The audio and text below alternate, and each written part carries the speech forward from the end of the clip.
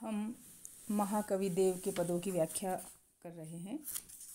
देखिए, कथा में न कंथा में न तीरथ के पंथा में न पोथी में न पाथ में न साथ की बसीती में जटा में न मुंडन में न तिलक त्रिपुंडन में न नदी कूप कुंडन अनहात दान रीति में पीठ पठ मंडल न कुंडल कमंडल न माला दंड में न देव देहरे की भीति में आप ही अपार पारावार प्रभु पूरी रहो पाइये प्रगट परमेश्वर प्रतीति में। सबसे पहले अंतिम पंक्ति पर ध्यान दीजिए कि पाइये प्रगट परमेश्वर प्रतीति में पा सकते हैं प्रकट रूप में उस परमेश्वर को। किस में पा सकते हैं? प्रतीति में, विश्वास में, प्रेम में। तो पूरे पद में कविदेव यही बताना चाहते हैं कि ईश्वर को प्राप्त करने के लिए किसी कर्मकांड की, किसी बाह्य आडंबर की या अन्य किसी ऐसी चीज़ की आवश्यकता नहीं है जो कि दिखावे से जुड़ी हुई हो, बल्कि ईश्वर तो मन की सच्चाई से, मन के प्रेम से, मन के विश्वास से और एक निष्ठता से प्राप्त होते हैं। पद का सारांश यही है। तो यहाँ कर्मकांडों की असारता बताई गई है, प्रेम की प्रधानता और हृदय की पवित्रता पर बल देते हुए कवि कहते हैं कि कथा में न, यदि हम यह समझें कि हमें कथाएं सुनने से ईश्वर प्राप्त हो जाएगा, तो वह ईश्वर कथा में निवास नहीं करता। न कंथा में, कंथा कहते हैं जोगियों के जो वस्त्र होते हैं, तो जोगी या वस्त्र पहनकर जोगी बनने से भी वह ईश्वर प्राप्त नहीं हो सकता।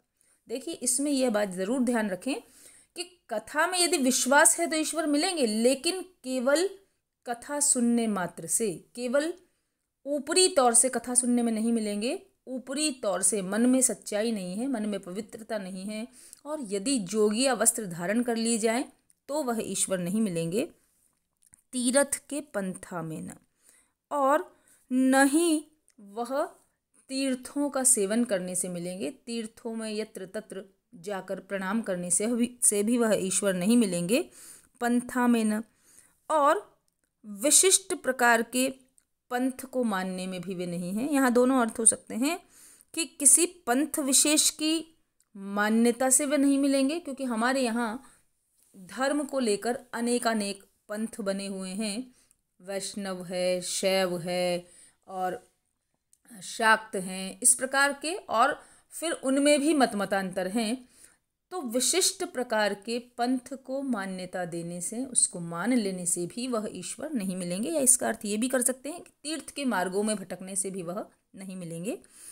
पोथी में न किसी विशिष्ट पोथी में, किसी विशिष्ट धर्म ग्रंथ में वह ईश्वर निवास नहीं करता।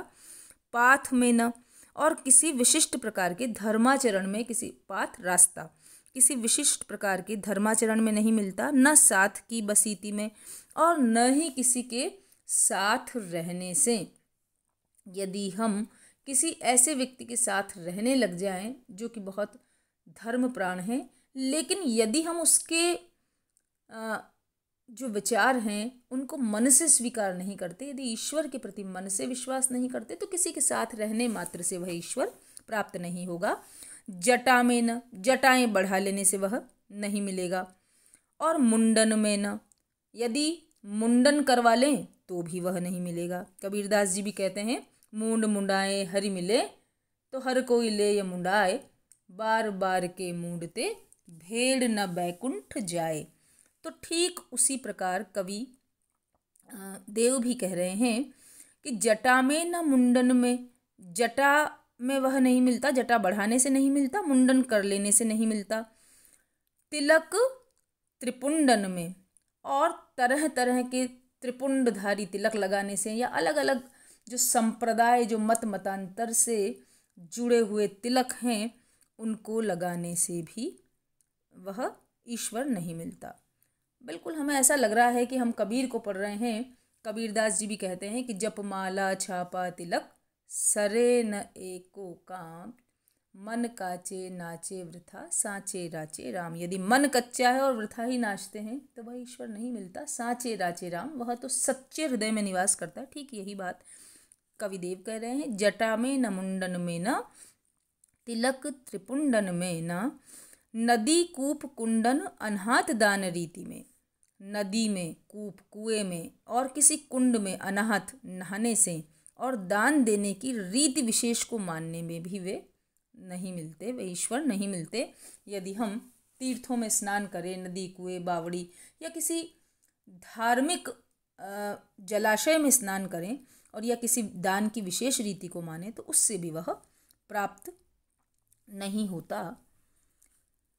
पीठ मठ मंडल न कुंडल कमंडल न किसी विशिष्ट पीठ में अनेक प्रकार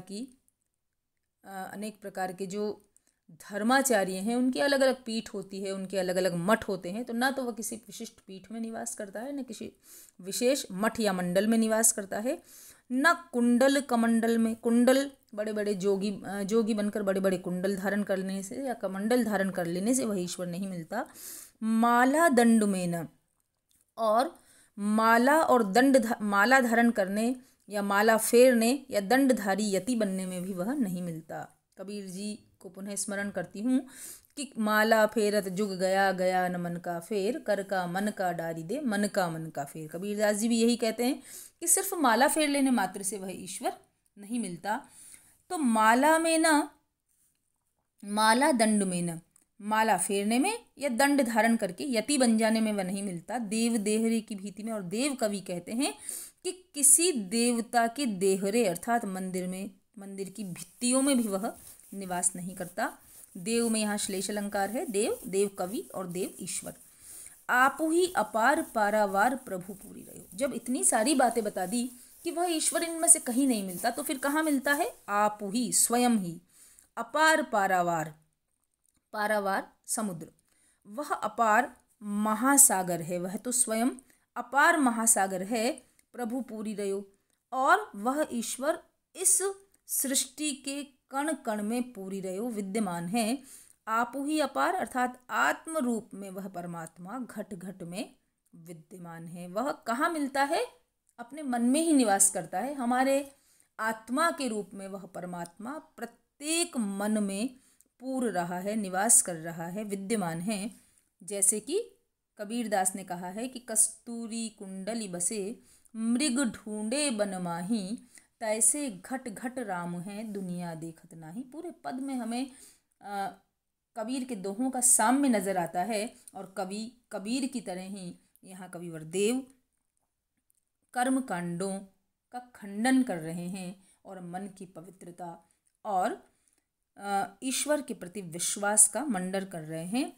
तो आप ही अपार पारावार प्रभु पूरी रहे। वह अपार महासागर के समान जो ईश्वर है वह आत्म रूप में घट घट में विद्यमान है। पाइए प्रकट। अब यदि हम उसे प्रकट करना चाहते हैं, प्रत्यक्ष रूप में मिलना चाहते हैं, तो वह कहाँ प्राप्त होगा? पाइए प्रकट। उस परमेश्वर को हम प्रकट रूप में विश्वास के द्वारा, प्रेम के द्वारा, मन की सच्चाई के द्वारा, पवित्रता के द्वारा प्रकट रूप में प्राप्त कर सकते हैं।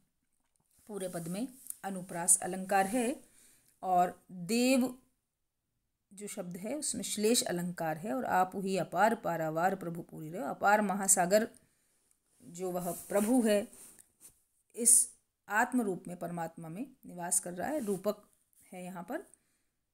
और पूरे पद में मन की पवित्रता, हृदय की पवित्रता और प्रेम की प्रधानता और विश्वास पर बल दिया गया है। अगला पद देखिए। जिन जान्यो वेद ते तो वादि के विदित हो, जिन जान्यो लोक तेउ लीक पे लरी मरो, जिन जान्यो तप तीनों ताप नितय तपी तपी पंचागिनी साधिते समाधिन धरी मरो, जिन जान्यो जोग तेउ जोगी जुग जुग जियो, जिन जानी ज्योति तेउ ज्योति ले जरी मरो, हों तो देव नंद के कुंवर तेरी चेरी भई, मेरो उपहास क्यों न कोटिन करी मरो। यहाँ कवि जो ईश्वर पर, कृष्ण पर अपना विश्वास है, जो एकनिष्ठ भावना है उस आस्था की अभिव्यक्ति कर रहे हैं। यहाँ प्रेमा भक्ति या दास्य भक्ति पर बल दिया गया है, दास्य भाव की भक्ति है। जिन जान्यो वेद ते तो वादी के विदित हो। यहाँ ये बताया गया है कि सभी व्यक्ति किसी एक न एक चीज़ पर विश्वास करते हैं, जानते हैं, मानते हैं। तो इस संसार में जिन जान्यो वेद, जो केवल वेद को ही एकमात्र सत्य मानते हैं, ते तो वाद के विदित हो, तो वे क्या करते हैं, वाद विवाद करके विदित हो, वाद विवाद या तर्क वितर्क करके प्रसिद्धि प्राप्त कर लेते हैं, प्रसिद्ध हो जाते हैं। वेद के वेद विज्ञ बनकर वेद विज्ञ के रूप में जाने जाते हैं और वेद की जो बातें हैं उनको लेकर वे तर्क वितर्क द्वारा वेदों को सत्य सिद्ध करते हैं। जिन जान्यो लोक, और जो इस संसार को सत्य मानते हैं, भौतिकतावादी हैं, तेऊ लीक पे लरी मरो, तो वो क्या करते हैं, वे लीक, जो लोक की, जो संसार की लीक है, जो रीति है, जो परंपरा है, जो परिपाटी है, जो लौकिक सुख है, उसके लिए लड़ लड़ कर मर जाते हैं। उसी भौतिक सुख को, लौकिक सुख को प्रधान मानते हुए उसे प्राप्त करने के लिए लड़ लेते हैं, मर जाते हैं। जिन जान्यो तप, और जो तप को सत्य मानते हैं, तीनों ताप नित्य तपी तपी, वे क्या करते हैं, नित्य प्रति त्रिताप में तपते रहते हैं। तप को मानने वाले अनेक प्रकार के ताप को तपते रहते हैं। अब यहाँ ताप से तपने का, त्रिताप में तपना, त्रिताप कहते हैं दैहिक, दैविक, भौतिक ताप, और उसके अलावा जो पंचाग्नि तप इत्यादि करते हैं, तो उसमें तप तप के पंचाग्नि साधिते समाधि न धरो मरो, पंचाग्नि साधन करते हैं। पंचाग्नि कहते हैं चारों तरफ अग्नि जलाकर ऊपर सूर्य की अग्नि से तपकर और समाधि धारण करके मर जाते हैं। जिन जान्यो जोग, जो योग को सत्य जानते हैं, तेऊ जोगी जुग जुग जियो, वह योगी बनकर और श्वास प्रश्वास की प्रक्रिया के द्वारा अपने शरीर को स्वस्थ बनाकर युगों युगों तक योगी बनकर जीते रहते हैं। जिन जानी ज्योति, जिन्होंने ज्ञान रूपी ज्योति को जान लिया, तेऊ ज्योति ले जरी मरो, वे ज्ञान के अहंकार में जलकर, अहंकार को धारण करके और मर जाते हैं। हो तो देव नंद के कुंवर तेरी चेरी भई, यहाँ गोपी भाव से कवि देव कह रहे हैं कि हे नंद के कुमार, हे कृष्ण, मैं इन सब चीज़ों को नहीं जानती, मैं तो सिर्फ तेरी दासी हूँ। मेरो उपहास क्यों न कोटिन करो मरो, और दास का या दासी का जो धर्म है वह केवल अपनी स्वामी की चाकरी करना है।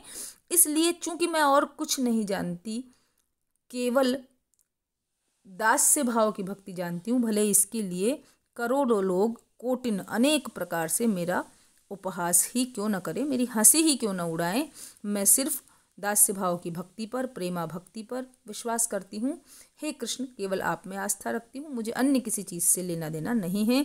अर्थात वेद, जप, तप या अन्यान्य साधन मुझे नहीं आते, एकमात्र प्रेमपूर्ण भक्ति ही, भक्ति का जो मार्ग है वही मेरे लिए श्रेष्ठ है, या मैं उसी का अनुसरण करती हूँ। अनुप्रास अलंकार है पूरे पद में, पद मैत्री है, और तपी तपी में और जुग जुग में पुनरुक्ति प्रकाश अलंकार है।